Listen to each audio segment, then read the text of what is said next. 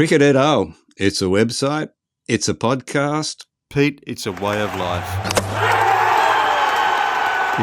It's Gideon Haig over here. Pete Lawler over here. And welcome to Cricket et al., your independent cricket podcast coming to you live from, where are we, Pete? We're on the first floor of the McKillop wing of Aquinas College, Gideon. Indeed. Our annual retreat for the Adelaide Test match, where we're surrounded by Cricket et al. Votaries, are we not, Pete? Well, you've seen more than me, but yeah, there were a few at breakfast this morning, but Certainly they were still were. pouring in when I went to the ground. Yeah. I think there's 90 people staying here, all for the cricket. Is that right? When I was walking to the ground, all the farmers were sort of coming out of coming out of their cars and sort of unpacking their bags and things like that. So, how many of them are subscribers? That's all I care about so these days. Anyway, we could force. I found a gun, Gideon. It was in the drawer over there. Yeah. Anyway, we've been at the cricket. We have, yeah. And it's very late. It's been terrific, though. Isn't it?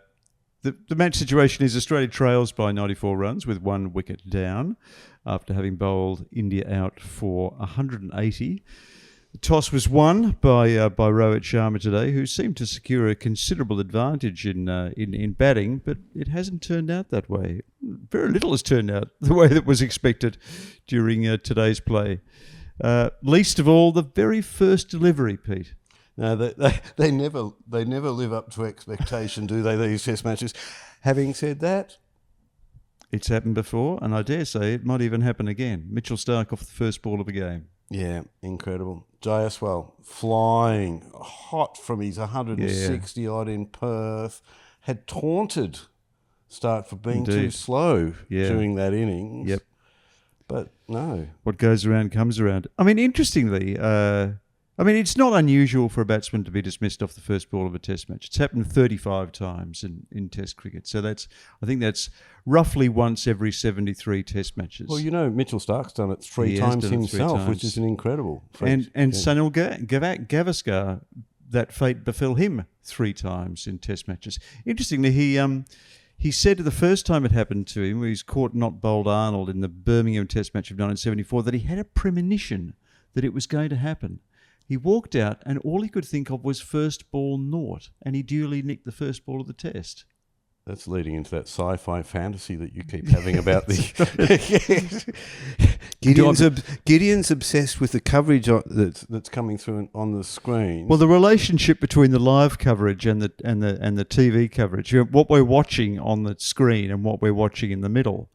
And, of course, there is a slight delay after what we see that happens on the field shows up on the screen. But I actually imagine this weird sort of science fiction scenario in which one day, quite by stealth, a journalist notices that what's happening on the screen is in advance of what's happening in the middle.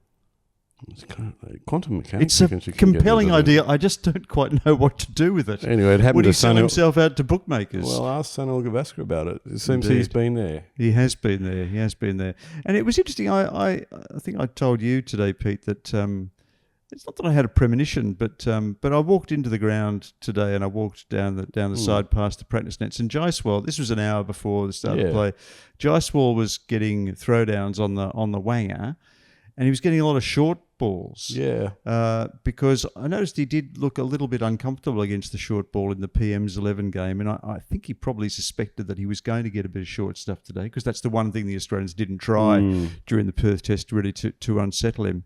And then I pointed out to you, didn't I, when Jaiswal came out between the toss and the first ball, he came out onto the outfield and had his usual throwdowns. And he had a right-handed and a left-handed thrower throwing to him. I've never seen that before. Standing next to each other. So he had one for Cummins and one for Starc. Yeah. So he'd clearly been thinking about Starc and the particular angles that he was going to be attacked at, and probably the short ball, the potential for the short ball from Starc. And what does he get from Starc? A classic Starc delivery. Very, very full, swinging late, down the line of the stumps. Exactly the ball that you do not want to get first up. I think Don Bradman once said that the most difficult ball for any batsman to deal with is the full ball on the stumps, which requires a stroke. And off the first ball of a test match when you are at your most vulnerable, you perhaps haven't quite got your feet moving, you perhaps haven't quite got your eyes keened, then Yashavi Jaiswal's gone 150 so far in this series. So he's still averaging 50. Well, you want to get the little bugger early because once he gets away, you can't catch up. He sets like concrete, doesn't he? But I was listening to commentators too. You're trying to get across to cover that swing from Starc, and he kind of gets in on your blind spot a little bit there with that ball that bends and then straightens. It was a fantastic delivery, and look, we've sung the praises and sort of blown the trumpets about the way that Jasprit Bumrah bowls, but when Mitchell Starc is producing deliveries like that, he too is a very, very special bowler. Yeah. You can't always come up with that stuff. The ball doesn't always swing for you like that. No. I mean, and interestingly enough, we talked up the fact that it was going to be so difficult later in the day when it got dark and the ball does all those sorts of things. But they were perfect conditions to bowl in for the Australians. And I went out onto the square earlier, about an hour before play, and as I said on radio, you could steam a dim sim out there. You know, the clouds were low. Yeah. You could feel the sort of moisture coming up from the ground and hanging in the air. Bat, bowl, I don't know. You just don't want to bat then. And wouldn't have been a bad toss to lose, that's for sure. Wouldn't have been a bad toss to lose. No, not bad at all. And that was a great start. And it looked like it was going to go even better for the Australians when Scott Boland, who'd come in for Josh Hazlewood and replaced Pat Cummins, got a wicket with his first delivery, although it was not to be. It was not to be. It wasn't, was it? It was a very peculiar delivery, wasn't it? Because if you recall, Raul was trying to leave it, and he must have felt something, and he walked. Very seldom see a batsman walk these days under any circumstances. Even stranger. The stump mic failed to pick up any noise at all. So who's in the wrong? Snicko is flatlining. Who's in the wrong? Is the batter in the wrong there? Does the batter believe he's out and he's not, or is the machinery wrong? A batsman knows. A batsman knows when they've nicked it. Yeah. So the situation, the machine has failed, and I don't think it's the first time a machine has failed. I am always a little bit suspicious of Snicko, and of course we no longer have Hotspot, so which I think is probably a little bit more reliable. I used that phrase, but it was not to be because I was watching. I watched the dismissal and I saw the celebration, and I just caught the umpire make the slightest of gestures towards the batter, and it reminded me of the 2000 Olympics in Sydney and Jane Saville. I love this story, Pete. I'm not going to tell the whole story. Oh, come on, again. Go on. Yeah, this is one of my favourite stories. I even tell it to other people. Do you really? Yeah. Well, so I'm going to have to now, aren't I? I'll go for the next 5 minutes. Okay. You go and make a cup of tea, and I'll just.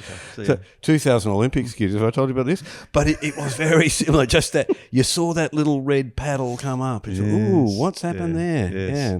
She came into the stadium, didn't she? She was miles ahead of the rest of the competition. And Pete Lawler, the jobbing journo, had written his story. He was already writing gold for Australia. We had to file for the afternoon edition. I got the call in the press box that the person covering the walk had got stuck in the traffic. Yeah. I had to get to the main stadium, to the Olympic Stadium, to be there when she finished. You don't have to tell me this story. I've already heard it. I know, but these people haven't. Yeah, but I'm going to pretend I'm talking to you. All right, I'll tell you guys. So I raced there. I had about 30 minutes to write the story, so I had to get it prepared before she came in because I had to file as she collected the goals. I had this great story written for the front page. Jane Saville, she'd walked for miles, lonely roads, a smattering of applause here and there. Did the Gwyther boy get a mention? Oh, damn it. Great opportunity. Walk for miles. We've known each other too long, and it's too late for this kind of crap, Gideon Haig. Anyway, you know what happened next. I know what happened. You know what happened next. The red paddle went up. I had the story about her winning the race, just about ready to push send, and I had to change the whole freaking thing, didn't I? Well, you didn't. You just put in but. But Yeah, it was not to be. Read really well. One of the great salvage Anyway, operations back at the first day in Adelaide. Come on, mate.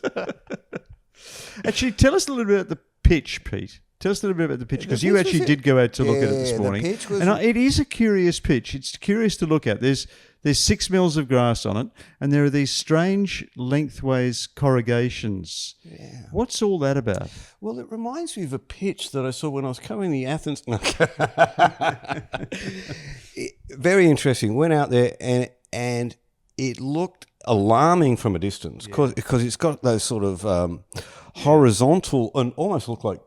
corrugations, discolorations in the pitch, which you would have seen on television if you watched the game. When you got out there too, it was quite shaggy looking. Yeah, right. And I was talking to ground staff, and they said that they'd actually almost like a reverse hair transplant. Yeah. They'd unplugged it because the thatch had gotten too thick. Yes. The thatch is a sort of cross thatching that gets in under the grass a little bit. So they'd pulled plugs of grass out to free up the turf. Yeah, the clay of the wicket, and cut the grass shorter so it's 6 millimeters. They'd done it for the previous Sheffield Shield match. Then I was relieved to see that they put the roller on it and actually combed his hair a little bit. But what it did was actually, I guess the ball was making more contact with the clay. With the solid clay, so you're getting more bounce. Yeah. And it did have great bounce and pace, but it also had grip still, didn't it? Yeah. So I thought it was a very, very good wicket. What did you think of it? It's interesting. Damien Howe apparently was worried in advance. He was a little bit worried in advance, which is not really what you want to hear from your groundsman. It's a little bit like the doctor when your wife goes into labour saying he's a bit worried about this pregnancy. Yeah. But I reckon it's been a very good balance between bat and ball. I agree. I tell you what's a huge improvement on Perth is the outfield.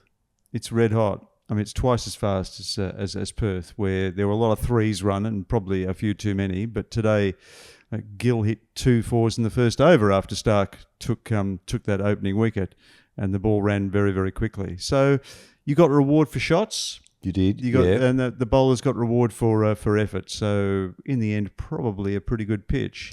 Both play better tomorrow, I would think. And to be honest with you, I think both bowling attacks were just a little bit off today. I don't think they were at their very best.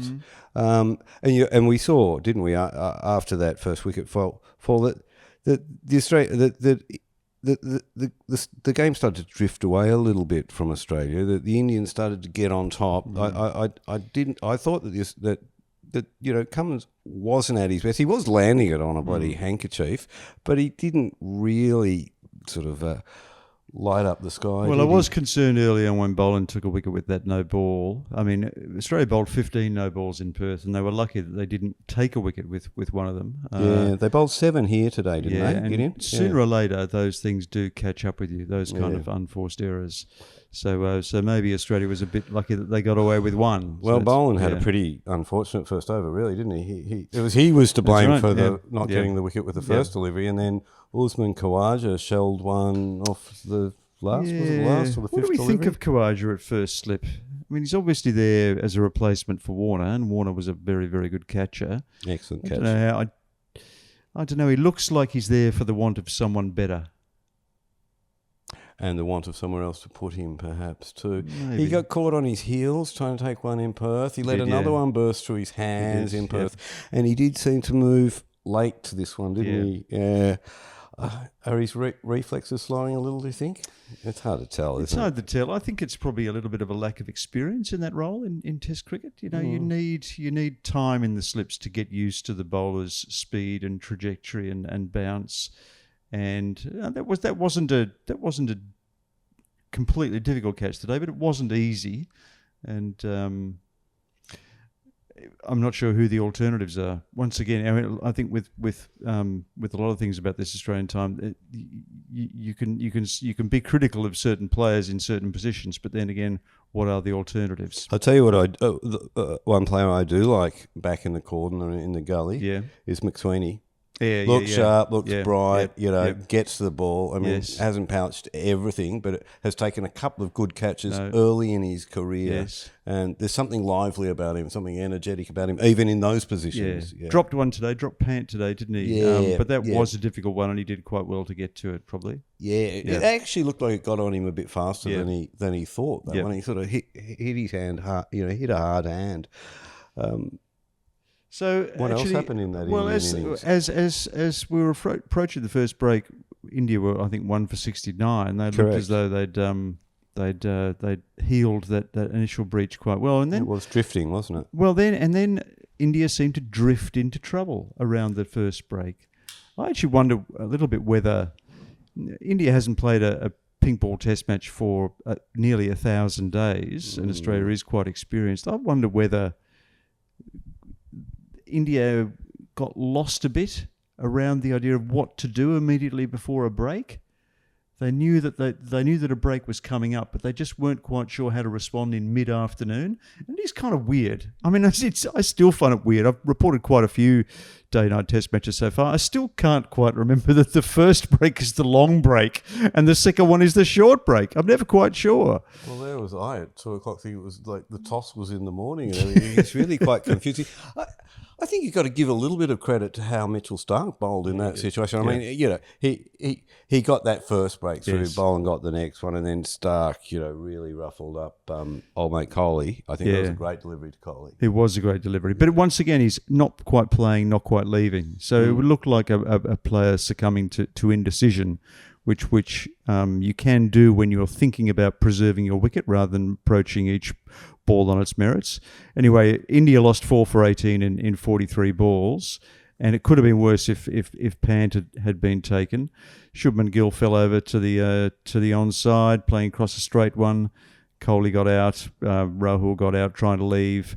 So all of a sudden, India are trapped in a rebuilding phase, and they lose Rohit Sharma immediately after the break. So Australia were by that stage, were in a position of overwhelming strength. They were, and then Pat Cummins bowled a bit angry, didn't he? I thought, he got revved up. Yeah. He looked pissed off actually, and hot and bothered. Yes. And that delivery to Pant was a ripper, wasn't it? Yeah. Yep. He did get Pant, didn't he? God, it was a long time ago. I'm very tired. And then Starc, and he actually knocked his bottom hand off the handle. Yeah. It was a beautiful delivery. Yep. And Starc got through Ashwin and got through Rana, and was really after that it was Nitish Kumar Reddy actually. Again, that was a great innings. That deserves more attention, I thought. There's already a bit of an air of expectancy about him when he comes to the wicket. He's only been a Test cricketer for 5 days, but the Australians are still trying to get his measure. Yeah. He hit a couple of outrageous shots today. That inside out cover drive for 6. Beautiful. That was off Boland, and the reverse swat. The reverse swat for 6. Just I love seeing those shots. Unbelievable. A really good shot, and sort of good match awareness to go like that at that point. Ashwin hung around 22 deliveries with him. But I fully expected India to be bowled out for less than 150 before he played that innings. Yes. But it's a very handy batter to have coming in at that point. He is. Yeah, very handy player. 180. What did we make of that total? 150 was more than enough in Perth. That's what I was thinking. I was thinking, gosh, 180, and what I'm thinking if I'm batting in the Australian top order is, thanks a lot, knock them off, get them out just before the second break. What do they call that? Supper? Yes. Is it supper? Yes, they do. Yeah. We need to come up with alternative names, don't we? We'll give that some further consideration. Oh, great. We've got to go out there at the worst time of the day and bat. So I thought I didn't mind 180. And because I'd probably talked myself into the fact that Jasprit Bumrah was just going to huff and puff and blow their house down again. And I mean, he is such a good bowler at the moment. I know we've said that a little bit before, but when I was out in the middle, I was talking to one of the match officials who obviously gets to see him up very close, and I won't give his name because it probably wouldn't be appropriate, but he said he is the best bowler I've ever seen. He said, and that's the guy who stands there and watches it closer than anyone else. He says, so he does that one and he does that one and he's got that one and, He said, I don't think there's a better bowler in world cricket. And I don't think many people would argue with you about that. It's not exactly breaking news, but it was interesting to hear it from that perspective. The one thing that was in the Australians' favour was the fact that it was a full 2-hour session. Rather than an hour, a nasty hour. That's a good point, actually. With the lights cutting in, Australia got an hour in relatively benign conditions before the ball kind of started hooping. Yeah. I didn't think that India were quite on song tonight. I thought they were a bit short. There were a lot of balls that didn't require a stroke. Both Khawaja and McSweeney, I thought, left the ball very well, very decisively. They got through that first hour with only the loss of Khawaja's wicket, and that brought us Marnus Labuschagne, a source of ongoing fascination for everyone who's a connoisseur of batters who are out of form. Talk us through Marnus today. Do you mind talking us through Marnus? I was pretty busy when Marnus was batting, but I was I was really busy. Okay, all right, okay. Well, he started off with a lot of sort of classic. Not that I wasn't watching. No, but a lot of very sort of pedantic, almost flamboyant leaves. It was almost as though he was trying to demonstrate to us that he'd done the right thing in Perth. He was leaving with intent. I was leaving with intent. Yes, that's a positive leave. Yes. And fortunately, a proactive leave. Proactive leave. It was positive Possibly negation. Aggressive. Aggressive. Almost an aggressive leave. Yeah. It was a fuck you. Yeah. Anyway, he was. And he was lucky that I think the bowlers were a little bit short to him and did give him the opportunity to let it go. And like that little bit of extra bounce does help a batsman when they are looking to leave a high percentage of deliveries. He was a long time getting off the mark. I think he was 18, 19 balls, wasn't he?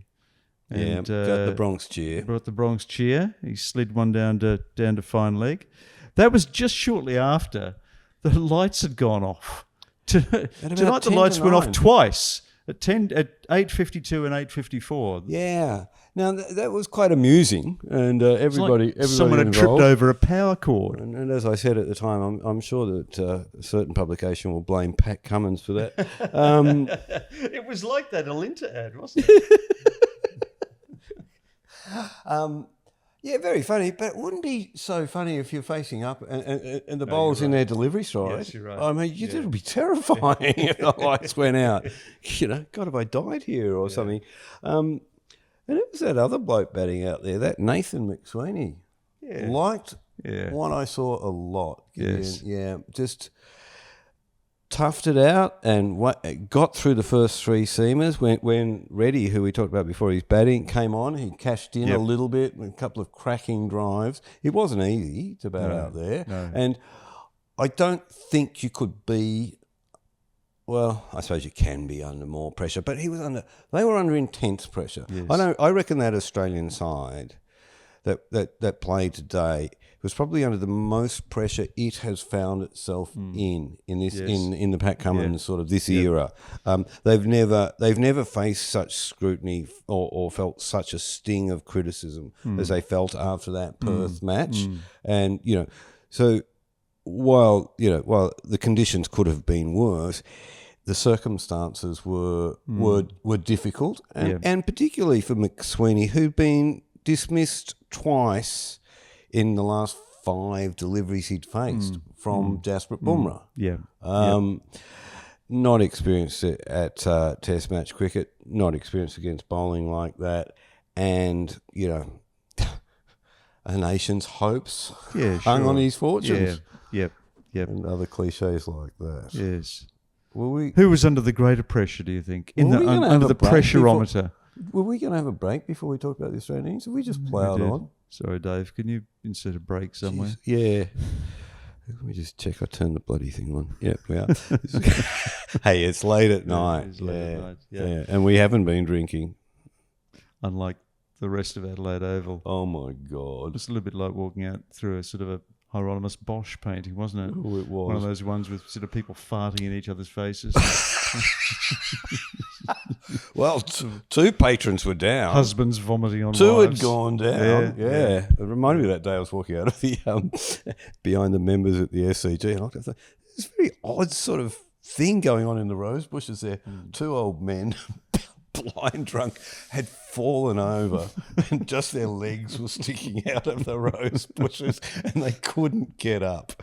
Very well dressed, you know. Yep. Yeah, there's nothing to worry about. They weren't poor people. You wouldn't need to get the police involved or anything like that. No, but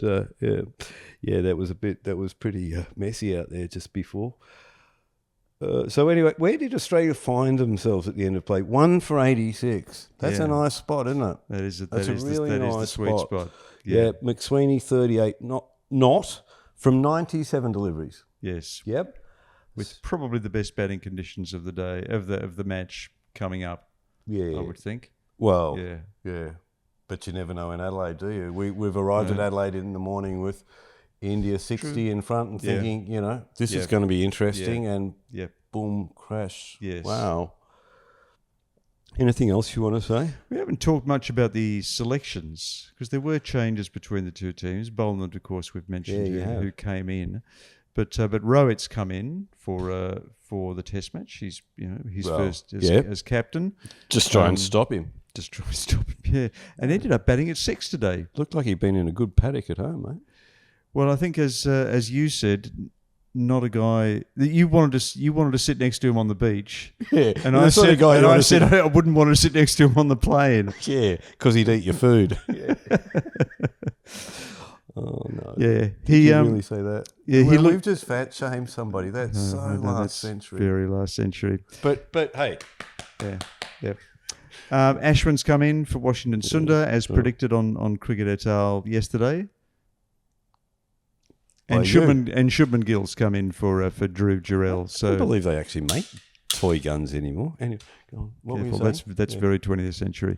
So Shubman Gill's come in for Drew Jarrell. So 3 changes in the Indian team, 1 in the Australian team, and you've got to say that the series of the trajectory of the series has been changed by today. There's no doubt about it. The other highlight of the day has been messages from all women last night. Ah, yes, Pete. Yeah. Yes. You're about to issue a public apology. That self-deprecating comment about why don't women like us? There's at least 12. And I've got all your names. And I know you all by name now. Yeah, we'll move on from that. Yeah. Never apologise, never explain, Gideon. No. But thanks very much. Keep the cards and letters coming in.